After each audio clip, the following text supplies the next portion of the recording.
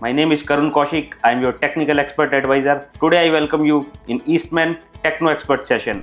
Today we will talk about how to replace the on-off switch of a lithium battery 25.6 volt and 51.2 volt 100 LP and 230 LP. Firstly, switch off the battery completely. For this, you need to remove all the lid screws of the battery by using electric screwdriver. After removing the screws, carefully remove the top cover of the battery. The on-off switch is mounted on the bottom side of the battery. Its 2-pin connector is connected to the communication board. Gently remove the 2-pin connector from the communication board. You will see a metal nut of the switch that holds and mounts the on-off switch. The on-off switch has threads and a nut is fixed on those threads. Remove the on-off switch from its position. You need to use the nose plier. Now old on-off switch has been completely removed. The next step is to install the new on-off switch. Solder the wires of the new switch in the same way as they are connected on the faulty switch. Fit the new on-off switch in the same position. Mount it properly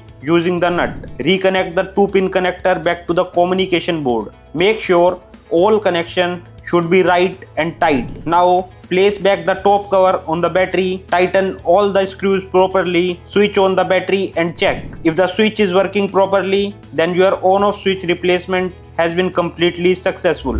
Thanks a lot for staying with us till the end of this video. Hope the information I shared will be helpful to you. Please like, share and subscribe for more such videos.